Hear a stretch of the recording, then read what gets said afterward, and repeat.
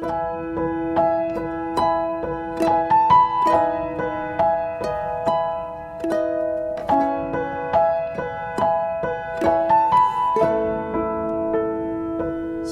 semuanya, ada sukacita.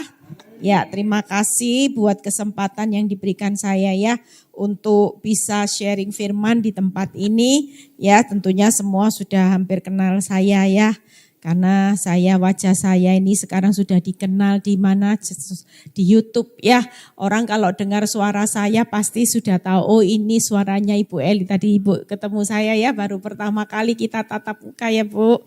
Ya, saya berterima kasih. Nah, hari ini saya akan berkhotbah tentang bagaimana jangan membuka celah. Seringkali kita sebagai anak Tuhan, pelayan Tuhan ya, kalau kita buka celah, maka kita ini akan mengalami keadaan yang hari ini enggak kelihatan buah ya, enggak kelihatan bagaimana kepercayaan Tuhan itu akan dilipat gandakan. Saya mendengar seminggu yang lalu, saya dibukain sama jemaat Bu Eli. Bu Eli tahu enggak, dia buka YouTube-nya, ada yang muncul seorang wajah hamba Tuhan ya. Dan saya lihat tema judulnya cukup menarik, yaitu hidup di dalam pengendalian roh gitu ya judulnya. Terus saya gini, saya enggak pernah, saya bilang gitu. Bu Eli tahu Bu Eli, kalau Bu Eli tahu Bu Eli bisa kaget-kaget. Saya pikir kaget-kaget kenapa? Apa karena memang terkenal gitu ya. Bu Eli tahu. Kelihatannya sok suci ya Bu Eli, sebagai hamba Tuhan di YouTube juga ada dan khotbahnya bagus ya, judulnya Bu Eli pengendalian dalam roh, ya luar biasa.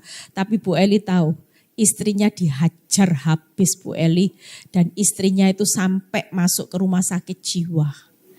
Istrinya itu Bu Eli hancur Bu Eli. Terus saya cuma bilang ini, terus pengendalian roh itu pengendalian apa?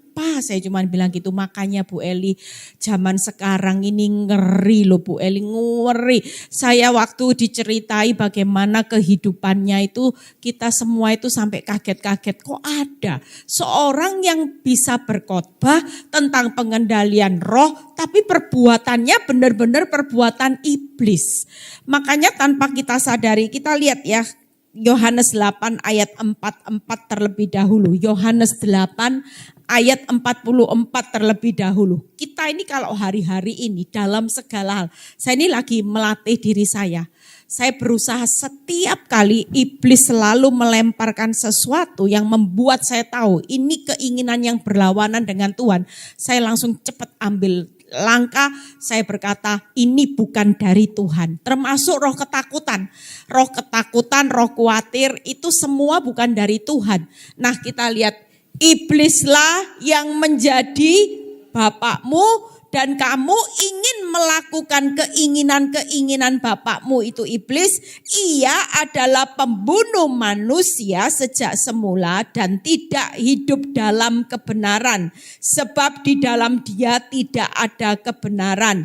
Apabila ia berkata dusta, ia berkata atas kehendaknya sendiri, sebab ia adalah pendusta dan bapak segala dusta.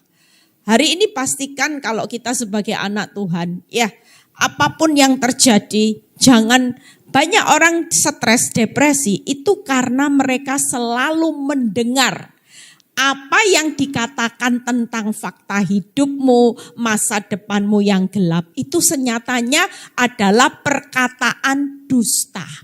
Tapi berapa banyak kita lebih percaya yang perkataan dusta daripada perkataan Tuhan lewat firman-Nya. Tuhan selalu berkata jangan takut, jangan khawatir. Berapa banyak orang Kristen bisa bunuh diri, berapa banyak saya menjumpai orang yang kelihatannya wow haleluya haleluya, waktu semuanya baik-baik. Tapi pada waktu keadaan sulit, mereka semua rata-rata bilang gini, sudah ndak haleluya lagi, percuma. Doa puasa ya percuma, semua percuma, hati-hati. Ini celah yang paling besar, hidupmu akan dihancurkan sama iblis. Kenapa? Karena kita sudah mulai mempercayai bapak pendusta daripada kita mempercayai bapak kita di surga. Kalau kita percaya dengan perkataan firman bapak kita di surga, walaupun memang kenyataannya tambah hancur. Memang kenyataannya tambah luar biasa. Tapi kalau kita percaya dengan Bapak kita di surga, kita akan berkata gini, enggak apa-apa. Kenyataanku boleh hancur karena firman Tuhan jelas berkata justru di saat keadaanku hancur-hancuran, kuasa Bapakku akan menjadi sempurna. Itu yang perlu kita bangun, tapi berapa banyak orang hari-hari ini lebih mempercayai bapak pendusta, lebih gampang dikendalikan. Misalnya ya kita dimaki orang, difitnah tetangga. Contoh yang sederhana dalam kehidupan sehari-hari. Jujur, kalau difitnah tetangga, kita emosi atau kita bilang gini, aku berkati engkau. Itu perintah Bapak di surga. Doakan, berkati, jangan kutuki. Tapi berapa banyak kita ketika tetangga mulai mengatai kita yang buruk-buruk di belakang. Ya, mulai kita disakiti tetangga. Berapa banyak kita membuka celah, bukannya mendoakan, menyapa, enggak, malah diplengosi. Malah saat ini saudara bilang gini, amit-amit ya, kalau lihat wajahnya, aku akan buang muka. Nah, ini celah saudara.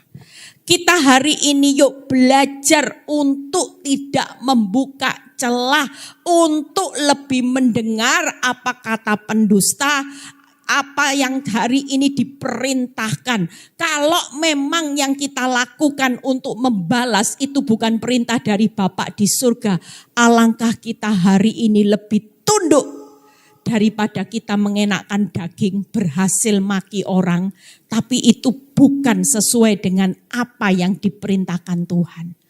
Yuk kita lihat 3 hal. Bagaimana PowerPoint-nya hari ini kalau kita sebagai anak Tuhan, kita mau belajar untuk hidup jangan membuka celah.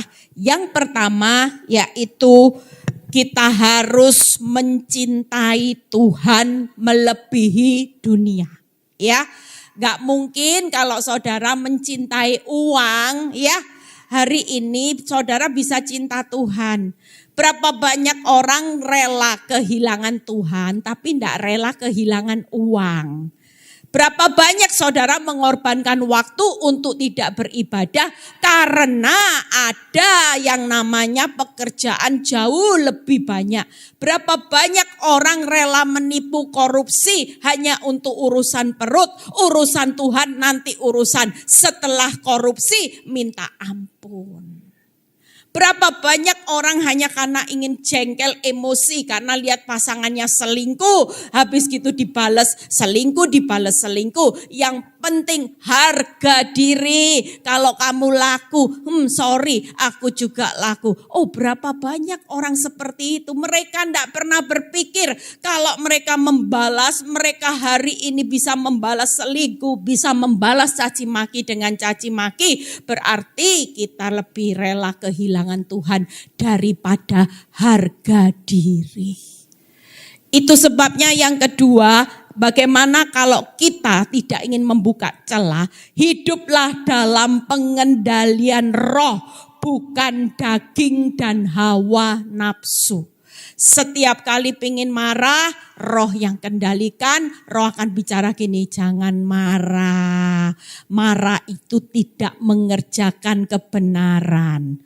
Jujur, setiap kali kita mau melakukan yang jahat, roh itu pasti berkata.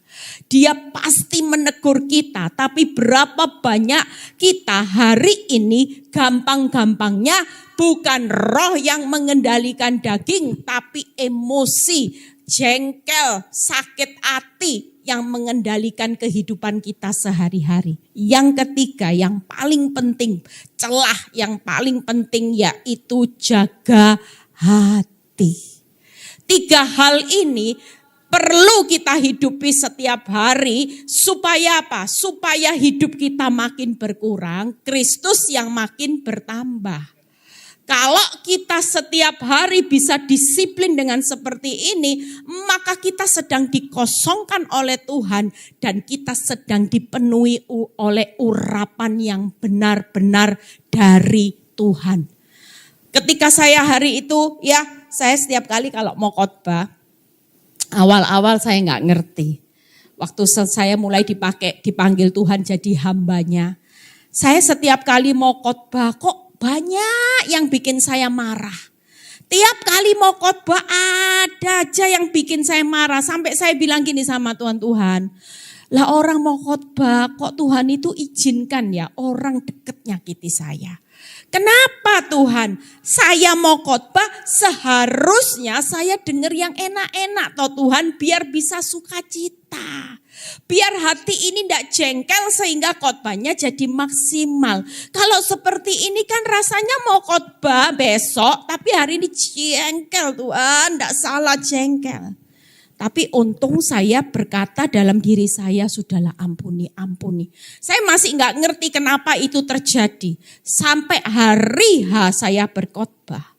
Ketika saya kemarin berhasil untuk mengampuni orang yang seharusnya saya bisa maki-maki, saya seharusnya punya wewenang bahwa saya tidak salah, kenapa kamu bisa mengatakan seperti ini, tapi itu tidak saya lakukan. Dan ketika itu tidak saya lakukan pada hari saya khotbah, saudara tahu setelah selesai khotbah, orang nyalami kasih tangan ke saya, orang bilang gini, Bu terima kasih ya khotbahnya bagus, khotbahnya memberkati. Saya itu sampai bilang gini, iya ya.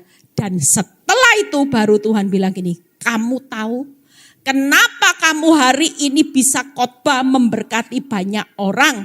Karena kamu ingat kemarin, saya bilang apa ya kemarin? Kemarin waktu seseorang menyakiti hatimu dan kamu kepingin marah tapi kamu berhasil mengendalikan, di situ ujiannya lulus. Ketika aku berusaha memberi kamu urapan yang dari aku dan ketika engkau lulus untuk aku kosongkan, engkau berespon benar, disitulah urapan Tuhan itu mengalir. Tepuk tangan buat kemuliaan nama Tuhan. Ternyata ada ujiannya. Untung ya, coba kalau hari itu saya sedang dikosongkan Tuhan, tapi saya berespon salah, saya maki-maki orang, saya mau khotbah apa coba? Kalau saya khotbah mengampuni, ternyata kemarin habis maki orang. Saya bisa berkata jangan marah, jangan sakit hati. Kemarin saya marah, sakit hati. Nah, urapannya siapa? Tuhan bilang ini, untung kemarin kamu berhasil, roh yang mengendalikan dagingmu sehingga urapanku ketika engkau khotbah itu luar biasa. Saya baru ngerti. Makanya kalau sama pengerja ketika kita mau adain acara event apapun, baik itu pelayanan, saya selalu berkata gini, jaga hati. Tetap kuasai hidup supaya pengendalian diri itu semakin luar biasa.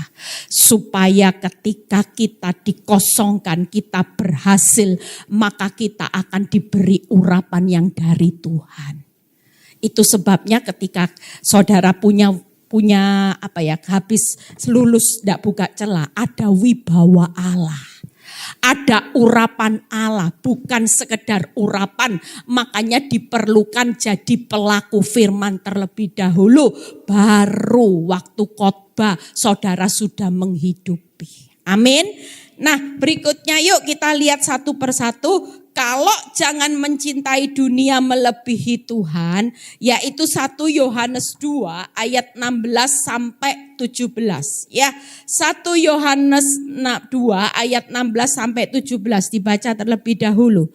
Sebab semua yang ada di dalam dunia, yaitu keinginan daging, keinginan mata, serta keangkuhan hidup, bukan berasal dari mana? Bapa, melainkan dari dunia.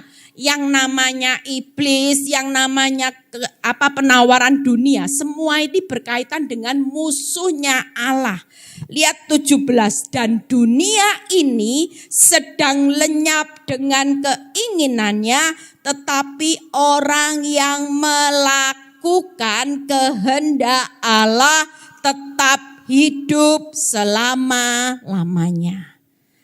Pastikan hari ini kalau kita mau hidup selamanya, jangan terus hidup dengan keinginan daging, mata, keangkuhan hidup. Semua ini bukan kehendak Allah. Apapun penawaran iblis yang berkaitan, ya buka PowerPoint tadi, keinginan daging, keinginan mata, keangkuhan hidup, kesombongan, harga diri, itu bukan dari kehendak Allah. Ingat Tuhan berkata, dunia dengan segala keinginan, 3 keinginan ini sedang dalam perjalanan dilenyapkan. Tapi berapa banyak orang sulit untuk hari ini membuang keinginan dagingnya, terus dibawa-bawa. Harga diri dibawa-bawa. Ya, kalau saya hidup dengan keinginan daging, tidak jadi hamba Tuhan hari ini. Mungkin kalau saya sudah hidup dalam keinginan daging, lihat hidup disakiti terus, saya pasti menggugat cerai suami saya.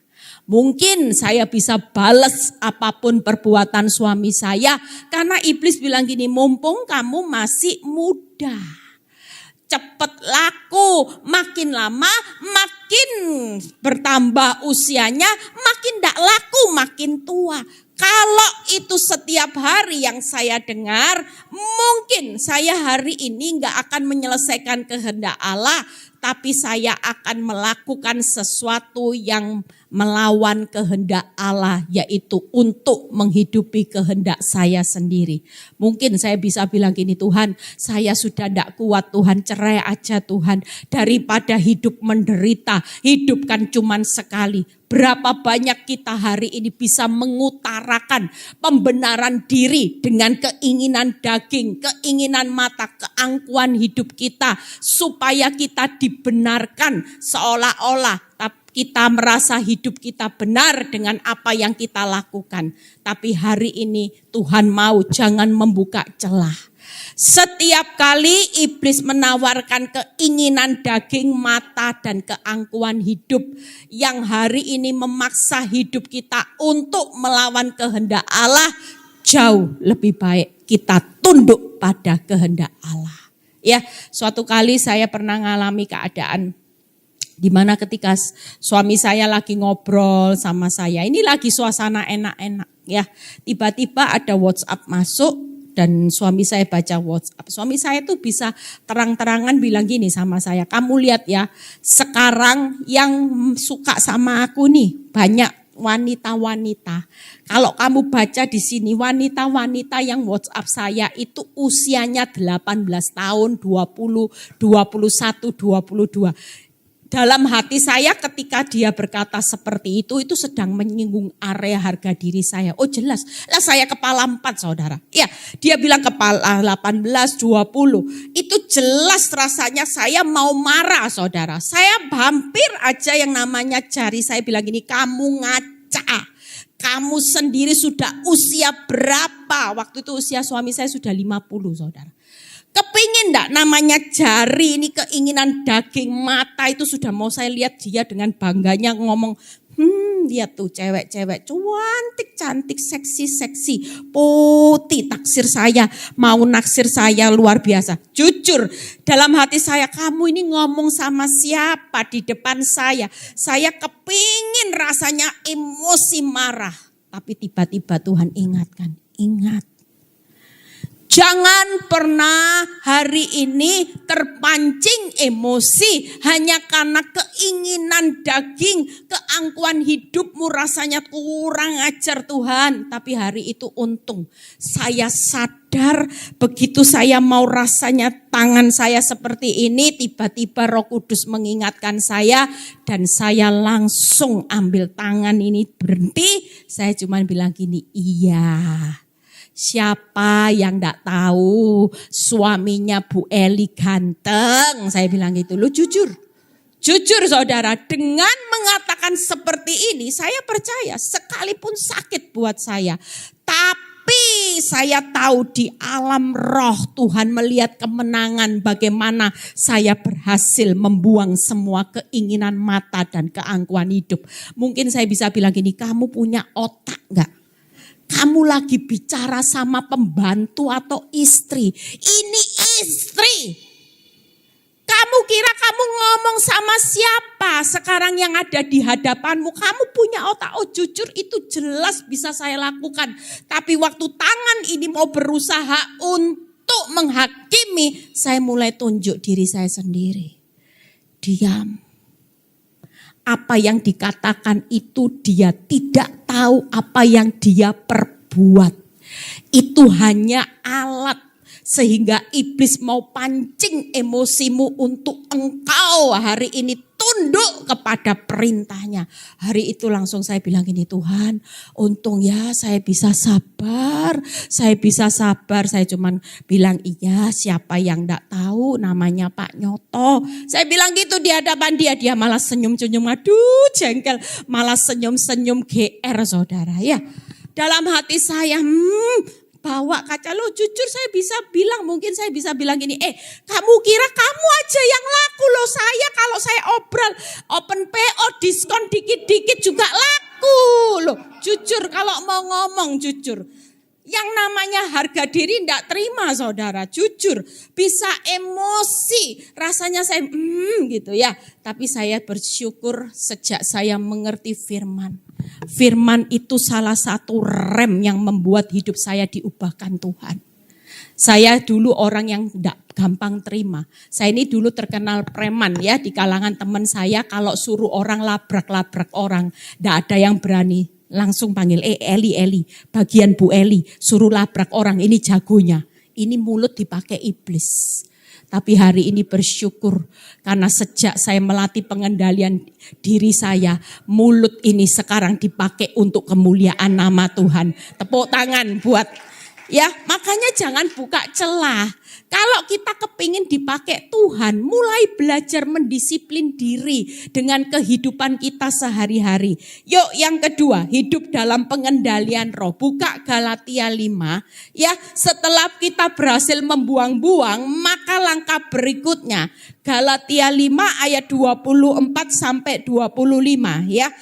Barang siapa, nah ini, menjadi miliknya Kristus Yesus, ia telah menyalibkan daging dengan segala hawa nafsu dan keinginannya. 25, jikalau kita hidup oleh roh, biarlah hidup kita juga dipimpin oleh roh. Pastikan hari ini siapa yang memimpin saudara dan saya dalam kehidupan kita sehari-hari. Buka PowerPoint-nya, 3 hal. Ya, apa yang hari ini kedua, jangan hidup di dalam pengendalian daging. Kita ini benar-benar lagi disalibkan, mati, yaitu secara daging dan hawa nafsu. Kita hari ini kepingin marah, kita salibkan roh amarah. Kita hari ini kepingin rasanya maki orang, kita mulai salibkan semuanya. Karena jelas hidup dah dalam pengendalian roh, khususnya ibu-ibu. Ya, kalau lihat suaminya pulang terlambat, ya mungkin sudah jauh-jauh. Apalagi kalau suami teleponnya mati padahal baterainya habis. Ya, yang namanya iblis itu sudah taruh pikiran yang aneh-aneh. Pasti ini selingkuh, pasti ini pergi ke tempat yang tidak benar dan sebagainya. Ketika suami pulang ke rumah, apa yang akan kita lakukan kalau hati ini sudah panas? Yang namanya hawa nafsu kepingin maki suami, ya, pengen ajak bertengkar, ya, keinginan dunia yang banyak rasanya. Hari itu ketika kita kepingin marah, Roh Kudus pasti bilang gini, sabar. Saya dulu praktek saudara ya, kalau suami saya sudah nggak bisa ditelepon, itu mulai begitu dia masuk dalam rumah, yang namanya mulut ini sudah siap, mulai penghakiman, caci maki dan sebagainya, itu sudah saya siapkan. Tapi begitu saya melihat wajahnya, saya pingin marah, Tuhan itu ingatkan, sabar. Jangan pernah hidup untuk menghakimi suami. Sekalipun kalau dia salah, tugasmu ini istri yang aku ciptakan sebagai penolong suami. Bukan untuk menghakimi kesalahannya. Kalaupun dia tetap salah, istri sebagai penolong yang baik, istri yang penuh hati kasih, lemah lembut, rendah hati, tidak akan menghakimi suami. Tapi malam ini Tuhan itu ingatkan saya. Tadinya muka sudah kayak kudanil, kayak Scooby-Doo saudara. Kepingin gigit orang gitu ya. Tapi ketika Tuhan ingatkan salib. Tidak perlu hari ini kamu miliknya siapa? Saya bilang saya miliknya Tuhan. Kalau milik Kristus, salibkan daging dengan segala hawa nafsu dan keinginannya. Hari ini mau marah, berhenti marah. Ketika itu terjadi, ketika saya lihat suami saya pulang, Roh Kudus mulai bilang gini, kasih tebar pesona. Tebar pesona. Gimana Tuhan, Tuhan itu tadi nyakiti hati saya Tuhan. Dari tadi saya WhatsApp tidak diangkat-angkat. Apalagi saya tahu suami saya jelas-jelas selingkuh sudah. Yang namanya emosi itu jelas. Tapi waktu Roh Kudus, Tuhan mengingatkan Eli salib daging dengan segala hawa nafsu. Pengendalian roh mulai bicara gini, sambut dia, berikan senyum tebar pesona, tanya mau makan apa. Waduh berat ya, sementara yang namanya daging bilang gini, kurang ajar itu tadi. Sengaja memang gak angkat telepon, dia lagi in the high. Waduh, itu pilihan yang gak gampang. Tapi Tuhan bilang gini, kamu miliknya siapa? Milik Kristus atau milik setan? Aduh Tuhan, milikmu. Kalau milikku, ikuti apa kata Roh. Wah, mulai belajar seperti itu tidak gampang saudara. Waktu bisa tebar pesona, mau ngomong makan apa, yang situ tidak kerasa bersalah. Malah ketika ditanya mau makan apa, tidak usah banyak bacot. Waduh, bener loh, mau makan apa, tidak usah repot. Saya bisa makan sendiri tanpa kamu persiapkan. Aduh Tuhan. Waktu mau tunduk sama Roh, itu nangis saudara. Air mata saya netes, Tuhan kurang ajar. Sudah tidak marah, malah diinjek-injek. Iblis bilang gini, makanya jangan terlalu lemah. Kalau terlalu lemah jadi keset, tidak dihormati. Aduh Tuhan. Tapi Tuhan tetap mengingatkan, kamu milikku. Tidak ada pilihan lain. Selain salibkan daging dengan segala hawa nafsu, keinginan apapun, bahkan hiduplah selalu dipimpin oleh Rohku. Hari itu saya berhasil, tapi waktu saya dibentak, saya nangis. Dan ketika saya nangis, saya terbiasa untuk mempunyai pola hidup. Waktu saya belajar untuk melatih diri, waktu saya nangis, saya belajar melihat ke atas. Dan waktu saya melihat ke atas, saya sudah membayangkan wajah Tuhan tersenyum dengan apa yang saya respon. Tepuk tangan buat kemuliaan nama Tuhan. Daripada saya marah, yang ketawa siapa? Iblis. Pelayan Tuhan, tapi ikuti perintahku. Siapa yang bertepuk tangan? Iblis. Saya belajar untuk setiap kali saya tunduk di bawah otoritas Roh Allah. Dan waktu saya sakit, saya cuma lihat ke atas. Saya sakit, Tuhan disenangkan. Amin. Yang terakhir, yuk kita lihat ya. Jadi jangan buka celah, jaga hati ya. Karena dari segala jagalah hatimu ya, Amsal 4 ayat 23, dengan segala kewaspadaan maka akan terpancar kehidupan. Galatia 5 ayat 26 kita baca. Dan janganlah kita gila hormat. Dan janganlah kita saling menantang dan saling mendengki. Seringkali yang bisa mengotori hati itu karena kita merasa kita tidak dihormati. kita tidak dihargai. Sudah kerja ya, khususnya dalam komunitas juga banyak pertengkaran yang terjadi karena merasa tidak dihargai. Hasil kerja tidak dihargai, pelayanan tidak dihargai. Istri sudah berbuat baik, masak, ketika suami mulai berkata masakanmu tidak enak. Enakan mamaku, sudah sakit hati. Sudah mulai hati kotor, Tuhan kurang ajar saya dibandingkan sama mamanya setiap kali. Mungkin itu terjadi dalam hari-hari yang merasa bahwa suamimu sudah tidak menghargai, sering membanding-bandingkan. Saya suka loh dibanding-bandingkan sama wanita itu. Jujur sakit saudara. Sering kali saya dibanding-bandingkan, saya enggak cinta sama kamu. Yang sana itu saya cinta, walaupun dia menyakiti hidup saya enggak bisa marah. Karena saya mencintai dia, sama hidupmu enggak cinta lagi. Coba jujur, perkataan itu sering diucapkan suami saya di depan saya. Itu membuat rasanya hidup saya itu kurang dihargai, bahkan enggak dihargai sama sekali saudara. Dalam hati saya bilang ini, Tuhan apa artinya saya hidup kalau saya tidak dapat penghargaan suami.